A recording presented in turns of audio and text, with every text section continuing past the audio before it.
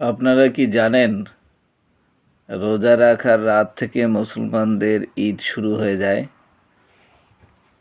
কেননা রমজান মাস মুসলমানদের জন্য রহমত, বরকত ও নাজাত নিয়ে আসে।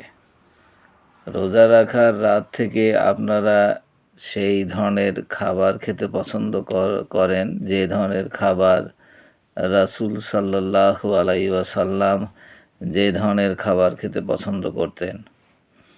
রোজার দিনগুলোতে আপনারা ফল, সুস্বাদু মিষ্টান্ন, খাবার, দই, চিড়া, তৈল কম থাকে বা তৈল কম দেওয়া লাগে এমন ধরনের খাবার খান।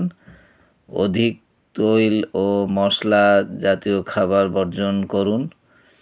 দুর্গন্ধ মুখ নিয়ে জামাতের সাথে নামাজে দাঁড়ান। আপনার মুখের গন্ধে অন্যান্য মুসল্লিরা ঠিকমতো স্বস্তির সাথে নামাজ পড়তে পারে না।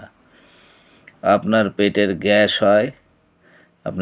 গ্যাস হয়, অজু নষ্ট হয়, নামাজ ছেড়ে বারবার টয়লেট যেতে হয়। এর জন্য মুসলিম নারীরা বেশি দায়ী।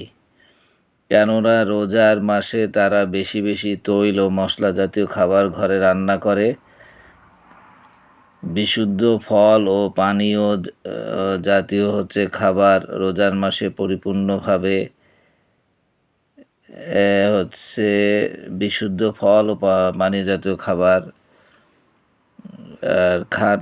রোজার মাসে পরিপূর্ণভাবে রমজানের ফজিলত পাওয়ার জন্য বেশি বেশি আল্লাহর ইবাদত করেন।